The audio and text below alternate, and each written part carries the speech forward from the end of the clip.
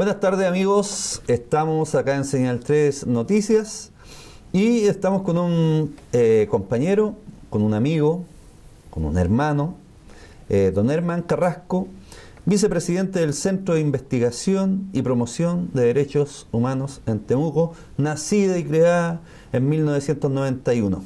¿Cómo está, don Herman? Hola, Polo, gracias por la invitación. Un gusto tenerlo por acá por esta entrevista. Y queríamos partir preguntándole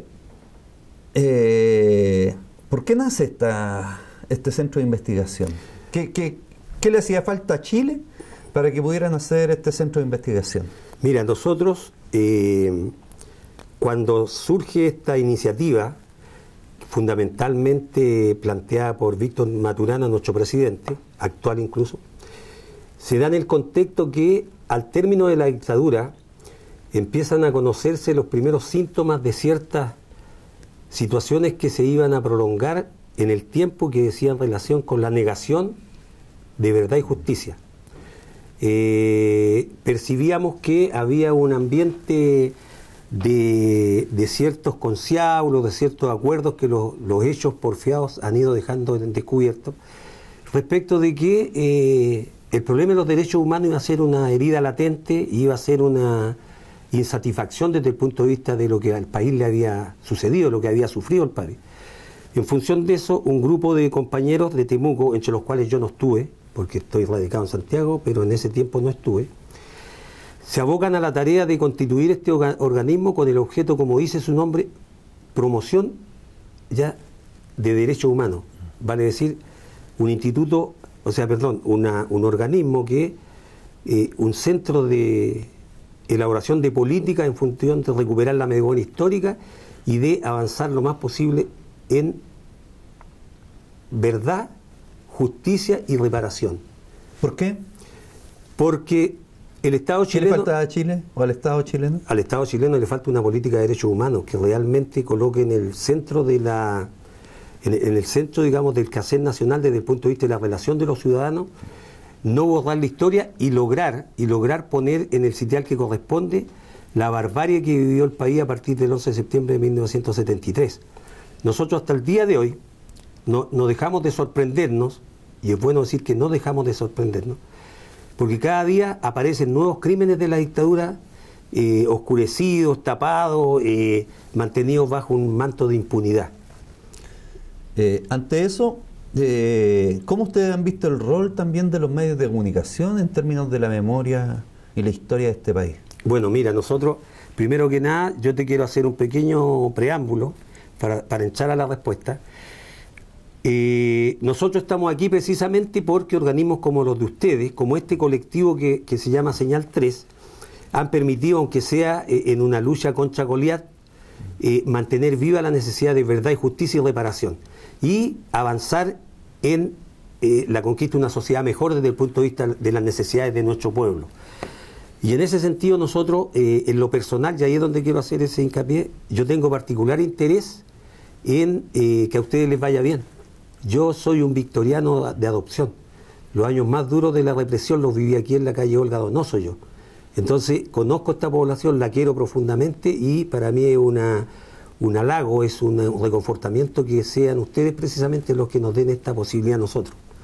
Dicho eso, te quiero señalar que lamentablemente, y aquí hay que ser honesto como en todas las cosas, debemos denunciar y señalar que al término de la dictadura, en todos estos acuerdos que se producen, digamos, entre la derrotada dictadura y la triunfante concertación, como secuela de aquello viene la eliminación paulatina de los medios de comunicación que lucharon contra la dictadura.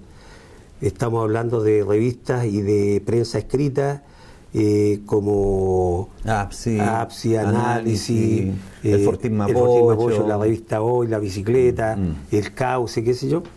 Y todo se va morigerando y hoy día nos encontramos con que aquellos que hacen apología de la violación grave de los derechos humanos, aquellos que hacen apología y felicitan a los victimarios de nuestros compañeros, tienen un tremendo espacio en la televisión.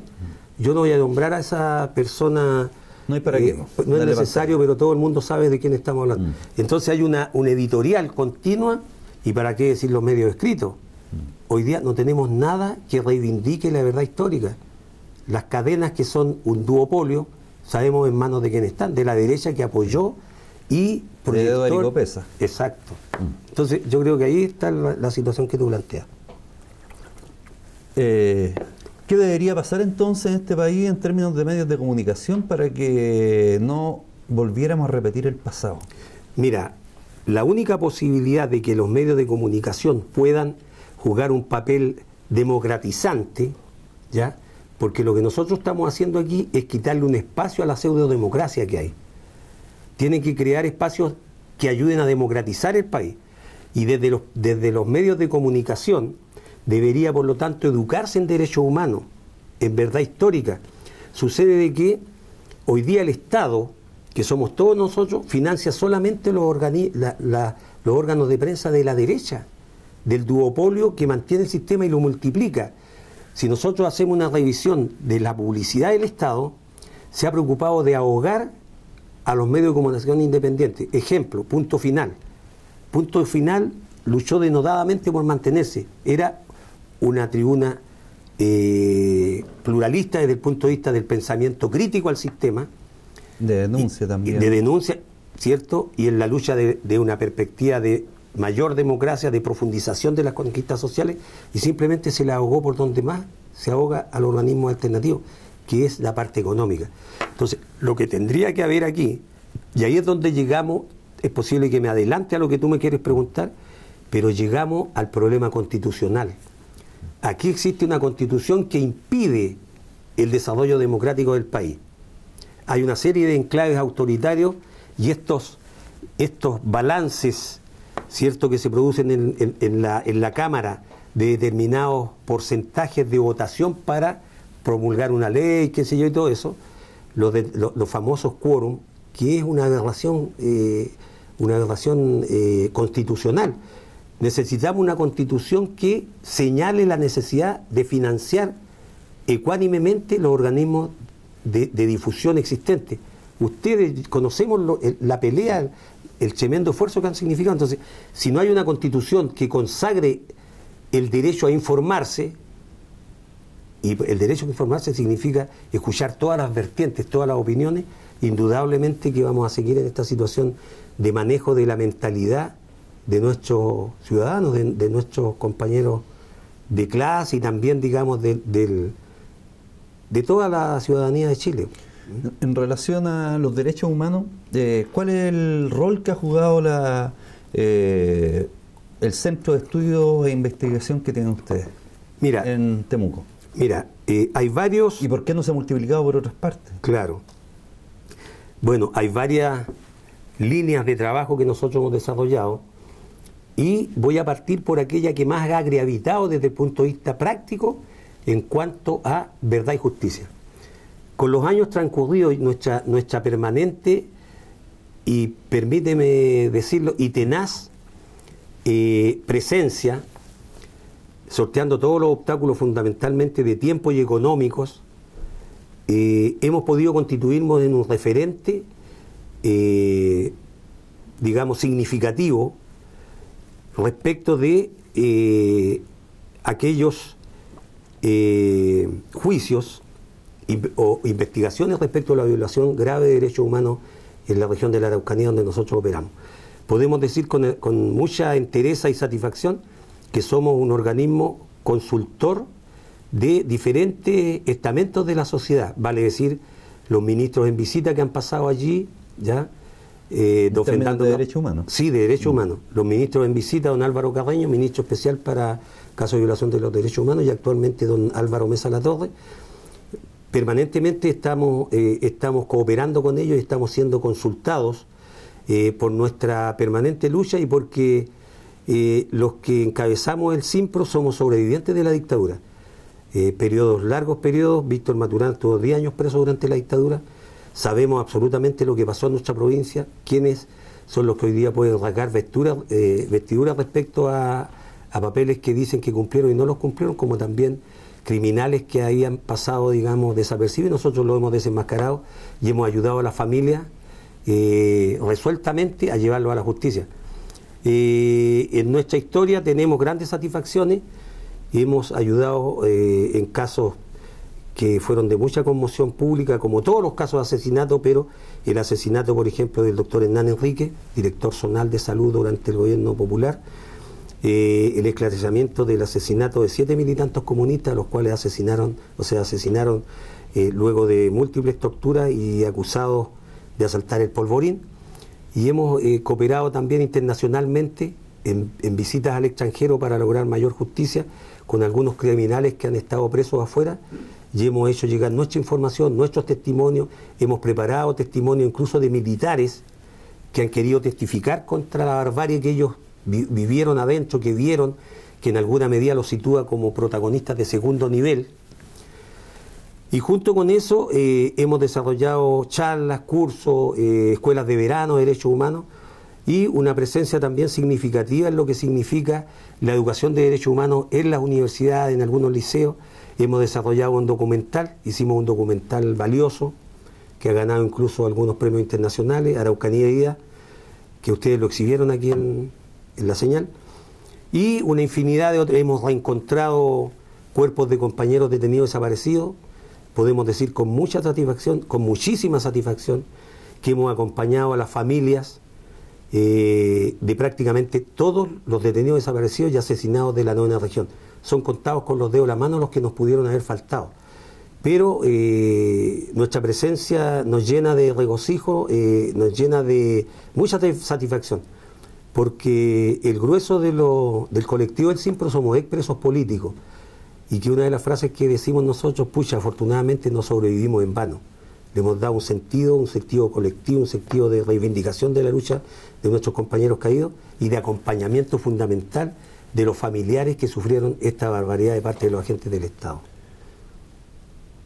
Hablando del tema de derechos humanos, hace pocos días atrás hay gente que ha hablado de Cuba, de Venezuela, de Nicaragua, en temas de que hay una falta de derechos humanos y se están pasando a llevar todos los derechos humanos de los pueblos en esos países.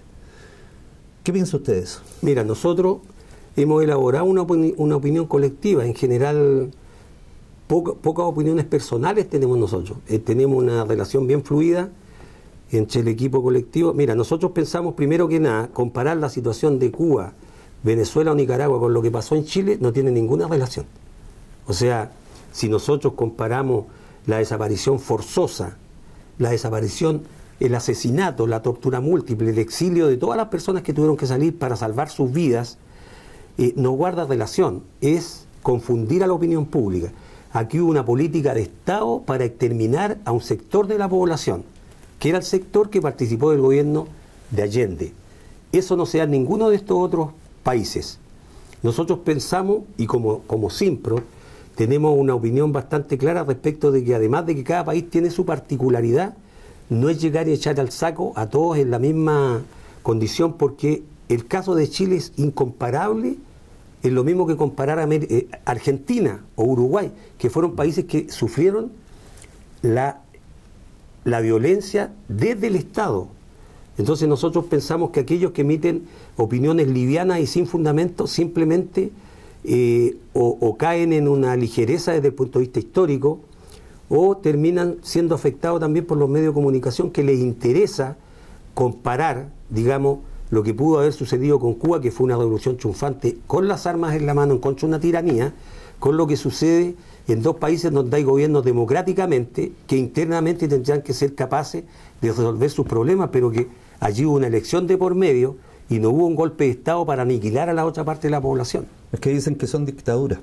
Claro, lo que pasa es que el concepto de dictadura también, porque nosotros, por ejemplo, pensamos que aquí en Chile no vivimos una plena democracia, porque no puede ser una plena democracia cuando las comunidades mapuche son allanadas y los niños son sometidos a torturas prácticamente, porque ya al ver detener a sus padres o dispares ya es una tortura, esos niños nacen con un resentimiento hacia el Estado chileno. Entonces, no se trata de relativizar, pero hay que poner las cosas en su justo nivel, en su justa medida, verdad histórica y en su justa medida.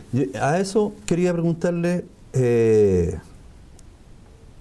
en Chile, ¿se respetan los derechos humanos según su centro de estudio? Bueno, nosotros pensamos que hay una cantidad enorme de falencias, enorme, la palabra enorme es importante señalarla porque no son menores. Nosotros pensamos que no vivimos en un Estado de Derecho pleno desde el momento que, además de la violación a derechos humanos fundamentales, ¿ya?, que van más allá de la tortura, que van más allá de la coerción a través del carcelazo, qué sé yo, hay sectores de la población que no tienen la posibilidad de acceder a condiciones mínimas de sus condiciones, digamos, de ciudadanos del país. Por ejemplo, la salud es un derecho humano. Yo el otro día, por un problema de que andábamos ayudando a una persona de Toconao, 2 meses en cualquier, o sea, 2 años para hacer una punción tiroidea, que es una persona que se puede morir en 6 meses, 7 meses. Claro. Entonces, ¿se respetan los derechos humanos ahí? No. ¿Lo que está pasando hoy día en Quintero? Lo que pasa en Quintero, ¿se respetan el derecho a vivir en un ambiente sano? No. Se respeta a las comunidades mapuche que por la simple sospecha de que alguien de esa comunidad participó de una acción armada, que para nosotros siempre son dudosas, y lo decimos a partir del conocimiento que tenemos de la zona, tampoco se respetan allí los derechos humanos. Se respetan los derechos humanos cuando los jóvenes salen a protestar y son gaseados, apaleados, mojados, subidos, toqueteadas y manoseadas a las muchachas, tampoco. Entonces, nosotros, y ahí viene ese dicho tan popular que las personas a veces vemos la paja en el ojo ajeno y no la viga en el propio. Nosotros pensamos que la relación del Estado chileno con la nación mapuche es una relación donde no se han dejado de violar los derechos humanos. No se han dejado. ¿Y qué le pasa a usted cuando ve a diputados, cuando ve a ministros diciendo que Cuba es una dictadura, que se violan los derechos humanos, en Venezuela se violan los derechos humanos, en Nicaragua se violan los derechos humanos, y no hablan de lo que pasa aquí, de lo que pasa aquí en Chile? Bueno, yo creo que es una respuesta muy simple. Es como cuando la dictadura inventó el cometa Halley, ya guardando las proporciones. A todos los tenían preocupado el cometa Halley, pero resulta que nosotros tenemos problemas gravísimos. Esta situación de Quintero es insostenible. Esas expresiones, digamos, simplistas de la autoridad. Del ministro de Salud. Claro, y de la ministra del Medio Ambiente, que sabemos que tiene intereses creados allí también. Entonces, frente a eso, uno simplemente siente una gran molestia, porque ya a estas alturas, con esta gente que hoy gobierna, y también en buena medida con los que gobernaron, al país se le llenó de eufemismo, de no decir las verdades, llegando al extremo de los hoyos en la calle, nombrar los eventos, claro, y una serie de cosas, qué sé yo. Al pueblo decirle ciudadana. Claro, o a los muchachos de Sename, llamarlo stock, como hizo la ministra Blanco cuando dijo, tenemos un stock de niños, o sea, ya es una mercancía, como sácate este paquetito, stock, y mételo en la otra bandeja. No, yo creo que es una forma también de no encarar lo propio. O sea, nosotros vamos a asumir que son verdaderas, por ejemplo, la defensa de los derechos humanos, cuando esta gente es la que más, esta gente fue la que la estimuló, apoyó y se enriqueció a partir del golpe de Estado, son los que hoy día están gobernando. Entonces es imposible que uno pueda tomar con seriedad y con entereza esas opiniones tan simplistas y superficiales, que no apuntan a lo real. Si aquí cotidianamente nosotros estamos viendo cuál es la situación real. Oye, si todavía la gente no sale a marchar al centro y ya hay carabineros a caballo, hay zorrillos, 10, 8, o sea, vivimos en un estado con lo que ganamos desde el punto de vista de los derechos humanos es el derecho a caminar por la calle sin que te detengan, ni te hagan desaparecer, ni te torturen sistemáticamente como lo hacía la dictadura. ¿Ya? Desde el punto de vista de los derechos humanos, no hablemos ni de la cosa económica, pero está la constitución de la dictadura, parchá y todo, pero ¿ya? Está el modelo económico extractivista y monopolizador de los medios de producción, está la intronización de un consumismo exacerbado, que lo único que hace es denigrar a las personas desde el punto de vista de su condición de humanos. Entonces, para hablar de derechos humanos tenemos que darnos tiempo y pensar con mucha calma lo que tenemos que decir. Yo pienso que hay liviandad manifiesta en esa opinión. En relación a eso, está el tema de los derechos humanos, pero también está el tema de la dignidad de un pueblo. ¿Cuándo el pueblo puede lograr dignidad? ¿O bajo qué concepto? Yo creo que la única posibilidad, y que suena como una utopía, que el pueblo pueda alcanzar dignidad es cuando es partícipe, no que esté considerado, es partícipe de su propia, de la solución de sus problemas. Y para ello obligatoriamente tiene que tener niveles de participación significativos en lo que significa el funcionamiento del Estado. Y ahí volvemos nuevamente a la Constitución. ¿Ya? Es necesario, por ejemplo, que para desarrollar una nueva Constitución, para elaborar una nueva Constitución, el pueblo se manifieste, el pueblo participe, pero a nivel masivo, y para eso no es de un día para otro, es un proceso tal vez de un par de años, para dotarnos de una Constitución que garantice ciertas cosas mínimas, pero también el pueblo tiene que organizarse. Pero está el Tribunal Constitucional. Bueno, pero es que el Tribunal Constitucional está porque la Constitución lo permite. Cuando nosotros hablamos de una nueva Constitución, ese ente también va a ser sometido a revisión, cuál es el papel que cumple, porque realmente, y qué bueno que tú lo dices, porque el Tribunal Constitucional es un suprapoder que incluso por sobre la resolución mayoritaria de la Cámara de Diputados y el Senado, el Tribunal Constitucional puede votar absolutamente lo que pudo haber sido una medida ajustada, digamos, a la necesidad del pueblo, y eso se ve cotidianamente. Ya ellos votan tranquilamente cualquier ley, y pareciera que incluso algunos sectores que se dicen de oposición o de centro izquierda, porque hoy día nadie es de izquierda ni de centro, ni nadie es de derecha ni de centro, son centro izquierda hasta la ultra izquierda y centro derecha, ¿cierto? Hasta la ultra derecha que estuvo con la dictadura, y centro izquierda, y yo imagino que el PC será hoy día de centro, porque esa definición es de centro izquierda y ellos la asumen como tal. Entonces yo creo que el andamiaje constitucional de Chile está en entredicho desde el punto de vista de los derechos humanos, pero no tan solo de los derechos humanos, es que estamos hablando del tema, está entredicho respecto a todo lo que significa el funcionamiento del Estado, incluyendo la postura del Estado respecto a sus recursos naturales, a sus pueblos originarios, a la condición hídrica del país, etcétera, etcétera. O sea, es un estatuto que regula el funcionamiento del país y cómo se interrelacionan sus ciudadanos y cómo encaran el futuro del país. Por lo tanto, una constitución entre cuatro paredes no va a solucionar nada. Tiene que ser una constitución donde el soberano, que es el pueblo, participe. Yo creo que esa es la única garantía, y en la medida que nos mantengamos atomizados, que a los adversarios también les interesa mantener el máximo de atomización. Y eso lamentablemente se da mucho en el pueblo mapuche. Allí una de las cuestiones que complican es la no existencia de un ente potente que represente a la inmensa mayoría del pueblo mapuche y pueda pararse como un interlocutor válido. Es que lo trataron de hacer en los 91 años, cuando se cumplieron 500 años de lucha y resistencia, y la Oficina de Seguridad Nacional anduvo persiguiendo a todos los dirigentes, porque pensaban que iban a incendiar el sur de Chile. Pero ¿para qué están los aparatos de seguridad del Estado? Porque va a tratar de cooptar cualquier situación que vaya en contra de los intereses de los gobiernos. En relación a eso, ¿usted qué piensa de la ANI, de la Oficina de Seguridad Nacional? O de la CNI, que le había puesto Piñera. Claro. Bueno, ¿Qué le pareció en su momento también que Piñera viniera y le pusiera CNI a este aparato político, claro, del Estado? Yo voy a partir por lo último, que es lo menos importante, que es el nombre.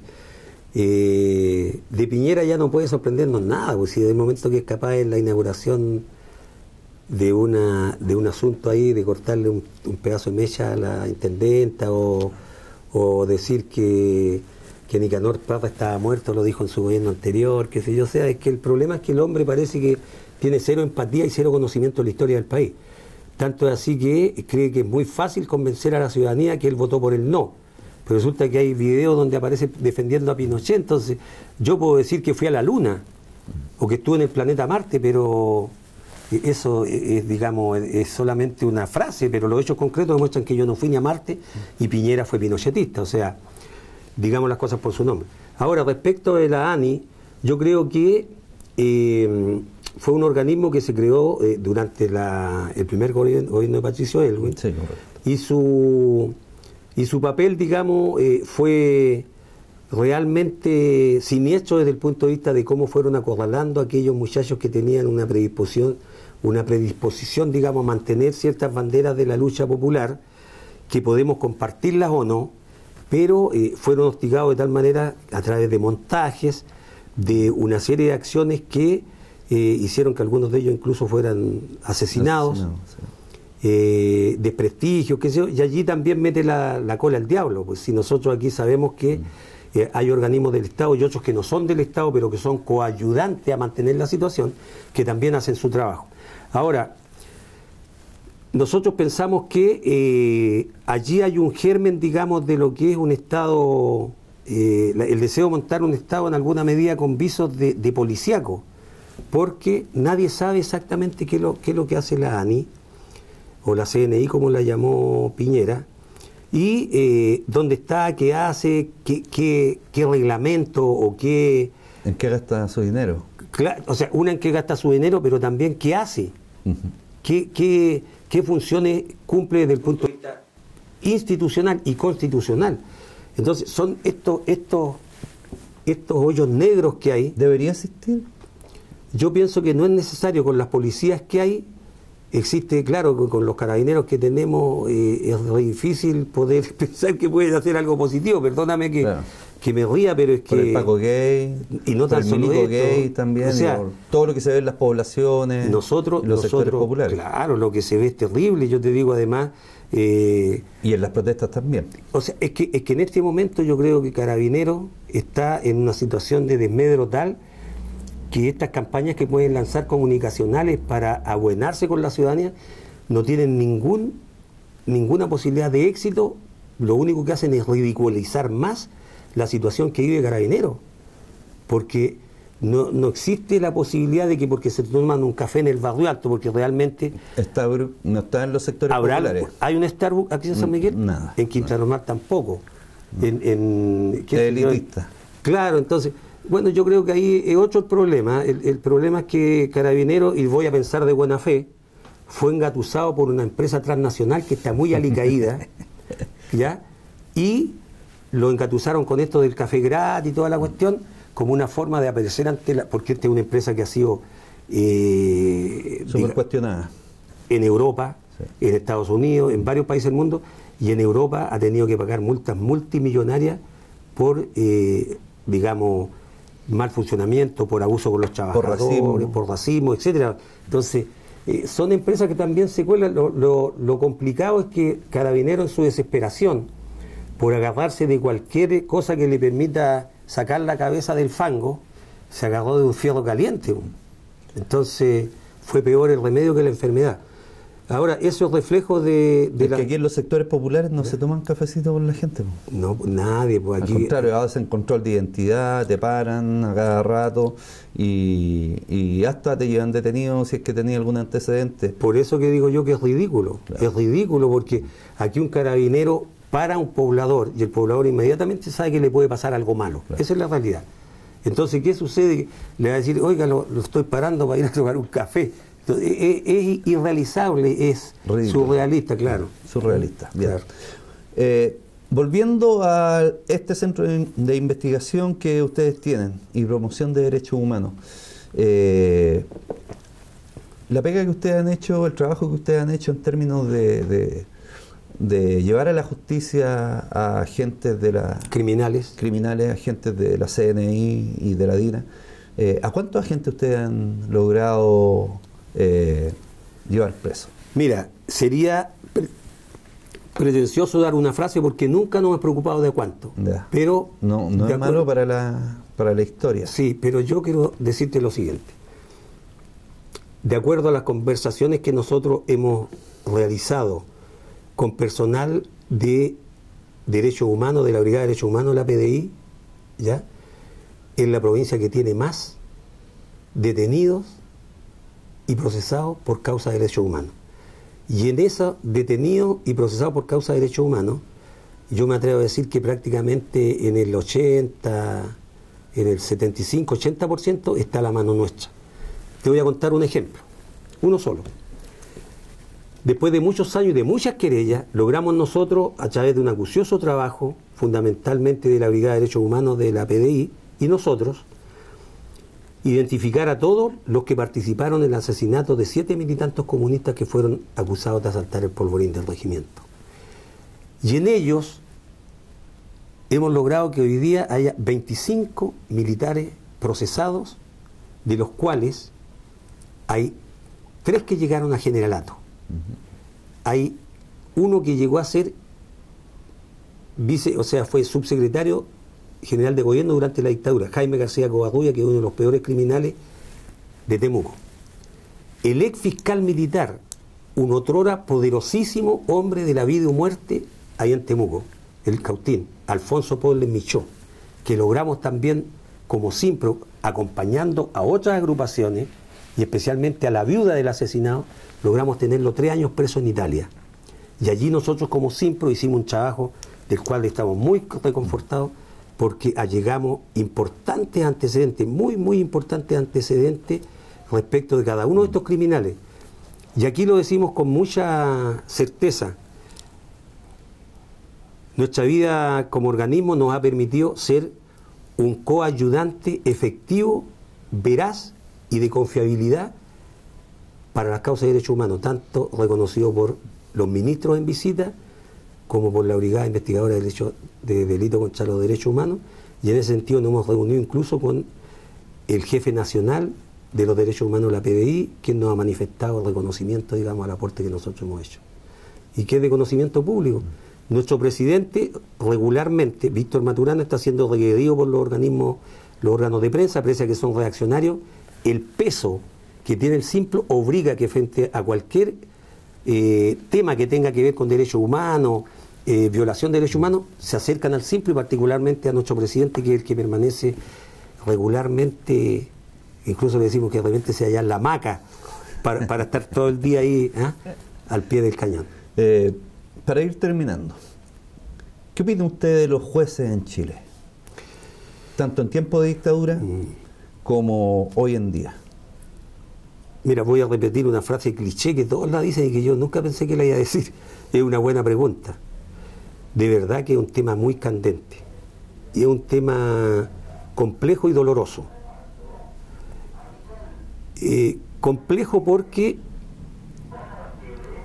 la judicatura en Chile siempre ha tenido una postura de clase. Es muy raro que los jueces, habiendo excepciones, honrosas excepciones, se pongan del más débil.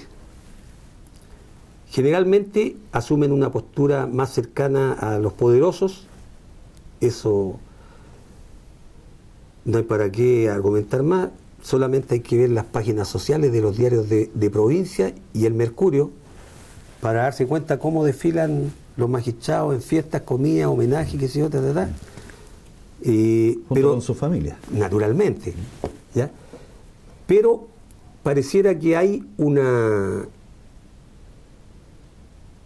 tendencia manifiesta, dicho lo primero, hay una tendencia a ponerse más en sintonía con el gobierno de turno. Se le pasó la mano con la dictadura, donde uno de sus presidente de la Corte Suprema, Israel Borges, dijo: me tienen curcuncho con los detenidos desaparecidos.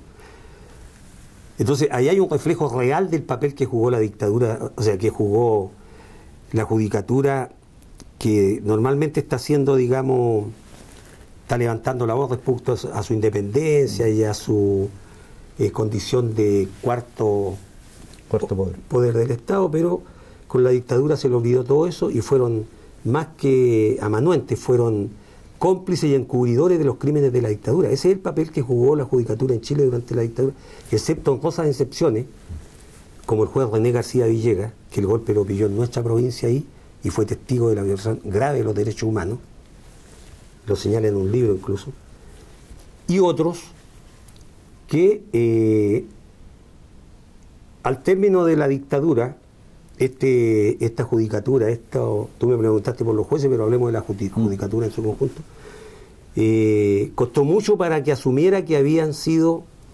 lo dijeron de manera casi eufemística, como así como poco, con cierto grado de delicadeza, que no habían hecho suficiente, pero la verdad es que fueron cómplices y encubridores, porque sabían lo que... Imagínate que rechazaban todo. Creo que un recurso de amparo de miles, no estamos hablando de 100, 200, de miles, acogieron un recurso de amparo. Milton Huica, en una entrevista hace pocos días atrás, dice que a él le producía un tremendo dolor y consternación textual cuando fue relator de la Corte Suprema, porque él relataba y sabía que iba a ser rechazado.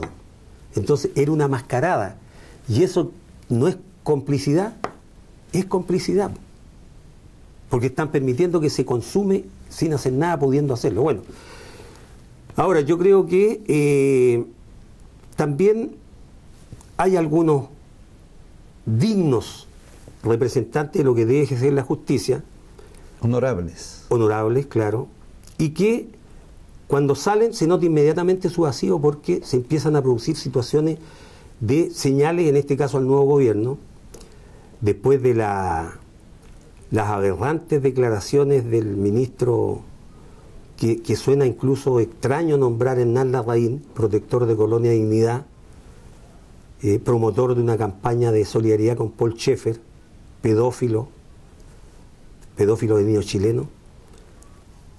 A mí me violenta decirle ministro de Derechos Humanos, de Justicia y Derechos Humanos. Es como un chiste. Es como un chiste, pero es doloroso. Es doloroso constatarlo. Que él diga que los jueces son todos izquierdistas y hay que irlos sacando, porque ese es el mensaje. Claro. Que se viraliza y se hace público. Porque los vamos a sacar. Claro, bueno, los jueces pareciera que tuvieron miedo también. Y como pareciera que... no hubo ningún juez que se levantara y dijera, oye, ustedes se meten en lo suyo y nosotros nos metemos en lo nuestro. La Asociación de Magistrados, que es un ente diferente, porque es independiente de la judicatura como tal, es una asociación gremial. Ellos emitieron una declaración diciendo que le parecían inadecuadas, pero la Corte Suprema, una cosa tibia así como a lo compadre. Pero en concreto yo creo que la respuesta que yo te he dado apunta claramente a decirte que estamos en una situación de mucho desmedro con respecto a la posibilidad de que en Chile existe una real justicia. Con esta aberración última de dejar en libertad, buscando resquicios legales, de manera muy acuciosa tiene que haber sido para encontrar el sustento que les permitiera, y que junto con eso apareció una avalancha o una arremetida feroz de estos organismos que han denominado presos políticos a los criminales, a los torturadores, a los degolladores, a los asesinos. Pero además le están pagando la pensión. Pero indudablemente, pues, y además que habían algunos que cobraban doble pensión ahí, de invalidez y una serie de cosas, porque tienen la regalía, además de una cárcel de lujo, tener ingresos pingües que les permiten vivir de manera tremendamente aliviada. Ahora, yo te digo, no es extraño que esta gente, viendo la actuación última que ha tenido la Corte Suprema, la Sala Penal de la Corte Suprema, no es extraño entonces que todos eleven solicitud de libertad condicional. Pero hay un asunto grave, y que eso no se puede acusar de falta de información por lo que yo voy a emitir. Resulta que en los convenios internacionales firmados por Chile y tratados de los cuales Chile es suscriptor, se señala con claridad meridiana de que tienen que cumplirse determinadas condiciones para que los violadores de derechos humanos accedan a ciertos beneficios. Y hay dos que aquí no se han cumplido: arrepentimiento eficaz y colaboración en la investigación. Ninguno lo ha hecho. Ninguno lo ha hecho. Nadie ha dicho, pucha, yo me arrepiento de haber matado a esta gente. Están acá, y quiero decir dónde están los detenidos desaparecidos, dónde votamos el cuerpo de, qué sé yo, de Uldaricio Donaire, o el cuerpo de Isidro Pizarro Meniconi, ya por nombrarte alguno. Entonces, eso es una aberración jurídica, e incluso pasa por encima del sentido común que la mayoría de nuestros ciudadanos, de nuestros compañeros, de nuestros compatriotas tienen respecto a lo que debe ser la justicia. Ya pues, le quiero dar las gracias por esta entrevista. Si alguien tiene algún antecedente que quiera entregar, ¿a quién se lo tiene que entregar? de algún milico que haya participado, algún vecino que haya sido CNI, ¿dónde se tiene que dirigir? Bueno, nosotros afortunadamente hemos participado casi a nivel nacional, pero fundamentalmente de Santiago al sur, pero también con unas pasadas para el norte, en algunos casos que nos llegan y lo hemos canalizado donde corresponde por la experiencia de años. Nosotros tenemos una oficina en Temuco, ¿ya? En la calle Arturo Prat, 289, y estamos regularmente. ¿Tienen una página? Tenemos también un correo electrónico que te lo voy a dejar, ¿ya? que es Simprod, ¿Ya? con C, ¿Ya? Sí. Simprod, Siempre. con C, Ya. Simprod, arroba Ya. yahoo.es. Yahoo.es. Ya, y ahí Víctor Maturana o Herman Carrasco estamos permanentemente. ¿Tienen algún Facebook? No, nosotros trabajamos solamente a la antigua porque todas esas cosas no pretendimos y se nos llenó de basura. Ya. Porque aquí hay gente que se dedica a basurear. Bajo el anonimato, claro, cualquiera hace lo que quiere.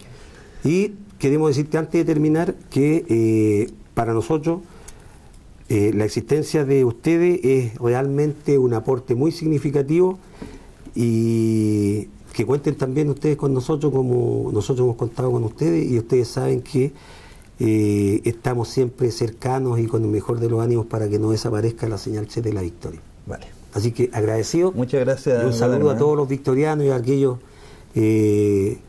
amigos, compañeros, ciudadanos que se interesan en esta temática. Así que muchas gracias por haber estado con nosotros.